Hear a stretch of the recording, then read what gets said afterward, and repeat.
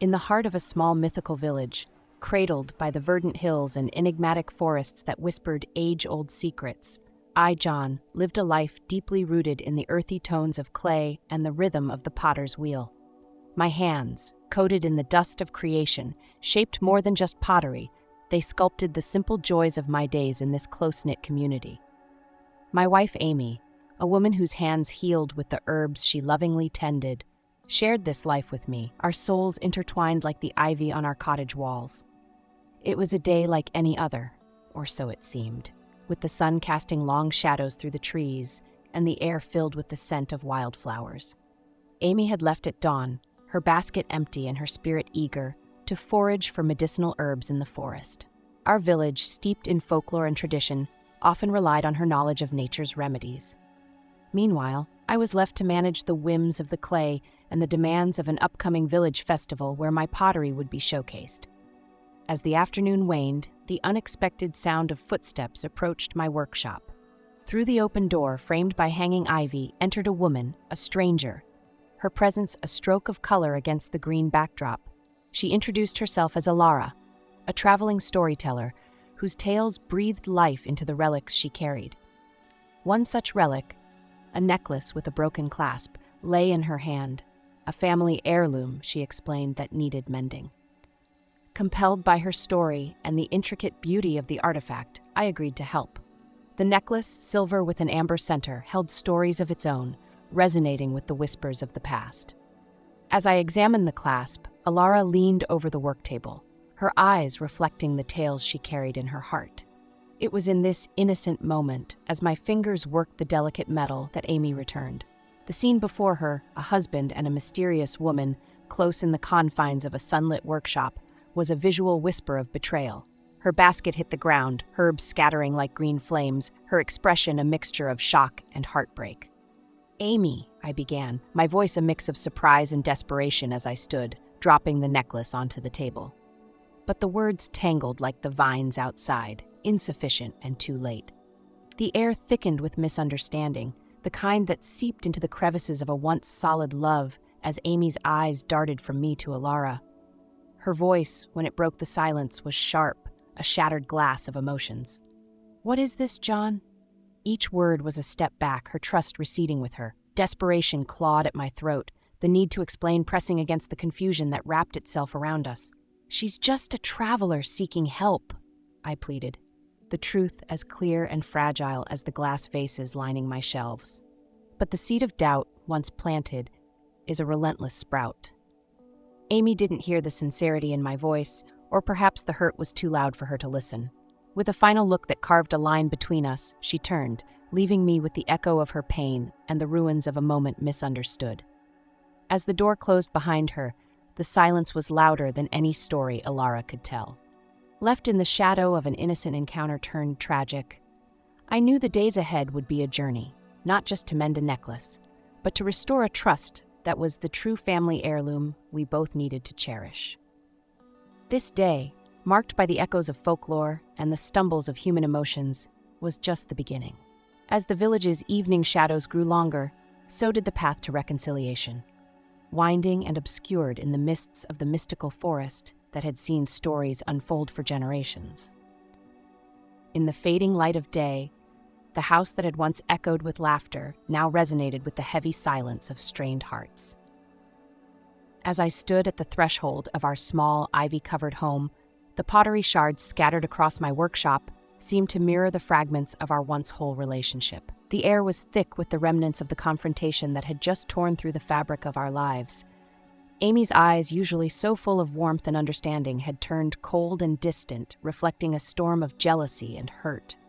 "How could you?" she whispered, her voice trembling with the weight of betrayal she felt. The question hung between us, a palpable barrier of doubt and disbelief. I reached out, my hands, still stained with clay, shaking as I tried to bridge the gap with words soaked in regret. "Amy, please, you must believe me. It was nothing. She needed help with a necklace. That's all there was to it." But my pleas crumbled before the fortress of her skepticism. The air around us grew colder as Amy's gaze hardened. "I saw you, John. How am I supposed to believe there's nothing when I saw with my own eyes?" The hurt in her voice cut deeper than any chisel could. The weight of the moment pressed down on me, and in a desperate bid to mend what was breaking, I continued, "Amy, you are my life, my love. There's no one but you. Please, let's talk this through." Her response was a choked sob, a sound that seemed to pull the warmth from the room. "Talk? I think enough has been said." With trembling hands, she reached for the silver chain around her neck, the one that held the engagement ring I had given her years ago under the ancient oak where we first confessed our love. The ring, a simple band with a small, perfect emerald, symbolized more than just our union. It was a testament to the dreams and promises we had woven together. As she unclasped the chain and the ring slid into her palm, a part of me felt as if she was returning every moment of joy we had shared. "I can't stay here," she said, the finality in her voice a stark contrast to the gentle whispers of reconciliation I had hoped for. "Amy, please." My voice broke with the realization that this might be the unraveling of all we had built. She looked around at the home we had made, her gaze lingering on the little imperfections we had cherished, the crooked shelf I had made, the stain on the rug from when we spilled wine laughing over a shared joke. Then, without another word, she placed the ring on the small wooden table by the door, her decision clear and irrevocable. With heavy steps she walked away, each one echoing like a dull thud against the softening ground of my hopes. The door closed softly behind her, leaving me in a silence that was louder than any argument. I was left alone, the shadows of evening stretching across the floor, blending with the darkness settling in my heart. The ring, lying there on the table, was a stark reminder of what had been and what might never be again. As night fell, the chill of the evening was nothing compared to the cold desolation that wrapped around me, a cloak woven from threads of misunderstanding and lost trust. In the quiet aftermath, as I picked up the ring, the cool metal seemed to sear my skin, a tangible reminder of the warmth we had lost. The journey ahead was uncertain, and the path to healing a heart, much like mending a cherished pottery piece, was fraught with the risk of never quite fitting the pieces perfectly again. Thus, under the watchful eyes of the ancient hills and the whispering trees, I resolved to find a way to mend what had been shattered, not just the necklace or the pottery, but the very essence of us. The night was long, and the story of us far from over. As dawn broke over the village, painting the sky in hues of gold and crimson, a deep sense of foreboding settled over me. The sun's warm embrace did little to lift the chill that had seeped into my bones since Amy's departure. The house felt empty, its walls echoing back only the memories of a time when happiness seemed as perennial as the ivy that clung to its sides. On this particular morning, the weight of an upcoming ordeal pressed heavily upon me. Mr. Hawthorne, my boss, a man of considerable influence and staunch traditional values, was due to visit for dinner. In our village, such dinners were not merely social occasions. They were displays of family unity and domestic harmony. My position at the local artisan cooperative, much of it hinging on Mr. Hawthorne's favor, felt dangerously close to slipping through my fingers like the fine sand used in our pottery glazes. The loss of Amy not only threatened the tranquility of my personal life, but now jeopardized my professional standing as well. The idea of facing Mr. Hawthorne alone, without Amy by my side, was unthinkable. He was a traditionalist who often spoke of family as the cornerstone of both community and character. How could I explain my wife's sudden absence without casting shadows of doubt on my own integrity? In a moment of desperation, I turned to the only person I believed could help me navigate this precarious facade, Helena, our enigmatic neighbor. Known for her mastery in the art of folk dance and disguise, Helena possessed a unique talent for becoming whoever the script of life demanded her to be. With a heavy heart, I approached her cottage at the edge of the woods. Helena, with her keen understanding of village life and its intricacies, listened intently as I laid bare the turmoil that gnawed at me. Understanding the gravity of the situation, she agreed to help, her eyes reflecting a mix of concern and determination. "We need to be convincing, John. Not just for your boss, but for the whole village," Helena said as we sat down to plan our deception. We spent hours discussing Amy's mannerisms, her laughter, the subtle way she tilted her head when intrigued, or the soft timbre of her voice when she was pleased. Helena absorbed every detail with the precision of a sculptor. As evening approached, we rehearsed our act under the old oak tree, where I had once proposed to Amy. Helena's ability to mimic Amy's essence was uncanny. She had transformed herself, adopting Amy's gentle grace and warm smile so well that it stirred a pang of longing within me for the real Amy. Helena donned Amy's favorite emerald dress, which complemented her auburn hair just as beautifully as it had Amy's. We walked through the evening's script, refining every gesture and every line to ensure that the facade was flawless. As the sun dipped below the horizon, casting long shadows across the village, a carriage rolled into view, carrying Mr. Hawthorne.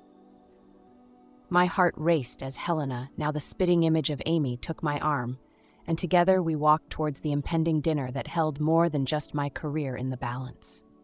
This deception, woven with threads of desperation and hope, was set against the backdrop of a village that thrived on tales of folklore and the unspoken truths hidden within them. As Helena and I played our parts under the scrutinizing eyes of tradition, the evening unfolded with a tension that was as much about preserving my life's work as it was about guarding the sanctity of my broken heart. The dinner table was set with the finest china and silverware, reflecting the flickering candlelight and creating an atmosphere of subdued elegance. Helena, or rather Amy for the night, was a vision of poise and grace, effortlessly weaving through the nuances of Amy's personality. I played my part too, the doting husband, though beneath the surface, my nerves thrummed with anxiety. As we sat down to dinner with Mr. Hawthorne, the evening air was punctuated by the clinking of glasses and the soft hum of classical music playing in the background. Conversation flowed like the wine, smoothly at first, with Helena sharing anecdotes about village life and herbal remedies, topics Amy would have spoken of with passionate familiarity. Mr. Hawthorne, a man with a discerning eye and a knack for reading people, listened intently, nodding and smiling, yet his eyes often narrowed slightly, probing beyond the surface of our rehearsed spontaneity. As the main course was served, a deliciously roasted pheasant that Amy would have complimented endlessly, Helena slipped momentarily, her preference for vegetarian dishes almost revealing her true identity. I watched, heart sinking, as Mr. Hawthorne's gaze sharpened, his earlier warmth cooling into a calculated assessment. The evening wore on, each tick of the grandfather clock in the hallway amplifying my sense of impending doom. Finally, as the dessert plates were cleared, Mr. Hawthorne set his cutlery down with a definitive clink and turned to me with a measured calmness. "John," he began, his voice steady but laden with authority, "I must say, your wife is as charming as ever. However, something seems amiss tonight. Is there something you wish to tell me?" Cornered with the shadows of the candlelight playing across the tense lines of my face, I felt the last vestiges of hope slip away. Taking a deep breath, I met his gaze, the weight of the deception too heavy to bear any longer. "Mr. Hawthorne, I owe you an apology. The woman you see before you is not my wife, Amy, but our neighbor, Helena. Amy and I are currently estranged." The silence that followed was palpable. Helena looked down, her cheeks flushed with a mix of embarrassment and regret. Mr. Hawthorne leaned back, his expression inscrutable. After a long moment he spoke, his voice low and surprisingly gentle. "John, I appreciate your honesty now, though it comes late. Why go through such lengths?" With a mixture of relief and fear, I explained the turmoil and misunderstanding that had led to Amy's departure, my voice faltering as I spoke of my desperation not to lose everything I had worked for. Mr. Hawthorne listened, his face a mask of contemplation. When I finished, he sighed deeply, the lines on his face softening. "John, I cannot condone deceit, but I can understand the fear of loss. Let this be a lesson in the value of honesty and integrity in all aspects of life, not just business." His words, imbued with a mix of reprimand and wisdom, resonated deeply. "Thank you, sir, for your understanding and your forgiveness," I replied, the tension in my shoulders easing slightly, though the ache in my heart remained, a reminder of the personal cost of this night's masquerade. As Mr. Hawthorne departed later that evening, the house felt emptier than ever, the echoes of the night's revelations lingering in the air like the faint scent of the extinguished candles. Helena, her role concluded, offered me a sympathetic smile before disappearing into the night, leaving me to ponder the profound lessons of honesty and the intricate dance of human relationships forever altered by one evening's facade. In the quiet aftermath of the dinner, as the last echoes of Mr. Hawthorne's carriage faded into the night, the village remained shrouded in a somber stillness. The deceptive tranquility of the evening was broken only by the soft whispers of the wind through the trees, carrying with it the remnants of a day marked by deceit and revelation. Meanwhile, unbeknownst to me, a different kind of understanding was unfolding elsewhere in the village. Amy, having spent the evening in solitude, found herself at the old stone well in the center of the village, a place often frequented by those seeking solace or counsel. It was here that she encountered Elder Marion, a respected figure known for her wisdom and insight into the human heart. Elder Marion, sensing Amy's turmoil, approached her gently, her eyes reflecting the glow of the moonlight. "Amy, my child," she began, her voice as calming as the cool water drawn from the well, "there's more to what you saw today than meets the eye." Intrigued and desperate for any shred of understanding, Amy listened as Elder Marion recounted the true circumstances surrounding the encounter she had witnessed between me and the supposed other woman. "The woman you saw is no threat to your love," Elder Marion explained. "She was merely a traveler, caught up in a moment of need, and John, ever the helper, was only offering his skills to mend something broken, much like what he wishes for your relationship." With each word, the weight of misconceptions began to lift from Amy's shoulders, her resentment slowly dissolving into the cool night air. The realization of her hasty judgment and the consequences it wrought dawned on her with a clarity that pained yet purified. Armed with this new understanding, Amy made her way back to our home, her steps quickening with the urgency of reconciliation. As she approached, the sight of light still burning in the windows gave her pause, hope flickering in the soft glow. Upon entering, she found Helena and me in the midst of a somber reflection on the evening's events. Seeing Amy's silhouette framed in the doorway, I felt a surge of emotions too complex to name. Helena, recognizing the moment as one of reunion, excused herself with a discreet nod, leaving us to mend what had been frayed. "Amy," I started, my voice a mix of hope and apprehension, "I'm so sorry for everything that happened. Tonight's charade was never meant to hurt you. It was a foolish attempt to preserve my standing in the face of Mr. Hawthorne's expectations." Amy stepped forward, her expression a tapestry of love, regret, and newfound understanding. "John, I know now. Elder Marion told me everything. I should have trusted you more. I should have listened," she confessed, her eyes glistening with the promise of tears. We stood there, in the dim light of our living room, the space between us charged with the electricity of raw, unguarded emotions. Slowly, as if drawn by an unseen force, we moved towards each other, the gap closing with our shared desire to rebuild. "I thought I was protecting us," I whispered as we embraced, feeling her warmth seep into the cold places the day's shadows had cast in my heart. "But I only put us at risk. Can you forgive me?" Amy nodded, her head resting against my chest. "Yes, because I love you, and from now on we face our challenges together. No more secrets, no more masks." The revelation that night was not just about the true nature of the incident, but also about the deeper truths of our marriage. Trust, understanding, and the courage to confront our fears together. As we stood in our embrace, the night whispered around us, a soft caress of wind through the trees, as if the village itself was sighing in relief at our reconciliation. A story of love finding its way back through the shadows of misunderstanding. As the dawn of a new day broke over our small village, a sense of peace and renewal seemed to breathe new life into every street and home, including ours. The morning was crisp, the air filled with the promise of a fresh start. Amy and I, now reunited after the storms of misunderstanding and deceit had cleared, decided it was time to reaffirm our commitment to each other, to heal the past with a promise for the future. We chose the heart of the village, the same old stone well where Elder Marion had guided Amy back to understanding, as the place to renew our vows. It was here, under the ancient elm that stood witness to countless tales of the village, that we gathered our friends and neighbors. Helena, too, was there, her role in our reconciliation honored by all who now understood the depth of her involvement in saving not just a job, but a marriage. As we stood hand in hand, the local priest recited the vows. With each word, a weight lifted from our hearts, replaced by the solid, comforting heft of renewed commitment. I promised to seek the truth, to look beyond the shadows, and to trust in the love that has always been our true north, I vowed. My voice carrying across the gathered crowd, steady and sincere. Amy's eyes, brimming with tears of joy and relief, met mine as she spoke her vows in return. I promised to listen with an open heart, to forgive quickly, and to cherish our bond, nurturing it with trust and understanding every single day, she said, her voice a gentle echo of our renewed commitment. The villagers, encircling us like a tapestry of human connection, nodded and murmured their approvals, their faces lit by the soft morning light that turned the scene into a living painting.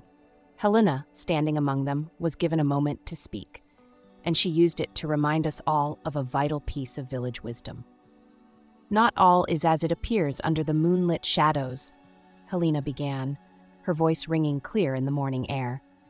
Let this story of John and Amy remind us that the truth often dwells beyond what the eyes can see, and only by seeking it with a heart full of trust can we truly find it. Her words resonated, spreading through the crowd, a gentle reminder of the lessons learned from our ordeal. As the ceremony concluded, the villagers approached to offer their congratulations, each handshake and embrace weaving Amy and me back into the fabric of the community we had feared losing. The resolution of our personal story coincided with the village's annual Festival of Shadows, a celebration where tales of love, deception, and elder wisdom were shared and passed down through generations. This festival, bathed in the golden hues of an ending day, seemed especially poignant that year. Lanterns hung from trees and eaves cast soft shadows, dancing like the very mysteries of life around us, while children ran laughing through the crowds, their joy untainted by the complexities of adult understanding. Our story, now part of the village folklore, was told and retold that night, each iteration a reminder that honesty is the bedrock of love and trust. Elder Marian, sitting by the fire, her voice weaving through the crackle of flames, captured the essence of our journey. Love is not just a feeling, but an act of will, a decision to see beyond the surface, to forgive and to trust, she said, her words wrapping the village in a warm embrace. As the festival drew to a close, the sky a tapestry of stars, Amy and I stood side by side, our hands intertwined. Looking at the faces around us, faces of people who had supported, judged, then understood and accepted, I felt a profound gratitude. Our love, tested and tempered by the trials we had faced, had emerged stronger, a beacon for all who knew our story. In the heart of our village, under the watchful eyes of the stars and the wisdom of generations past, our love rekindled not just a marital bond, but a community spirit, affirming that in the dance of shadows and light, truth and understanding are the melodies that guide us home.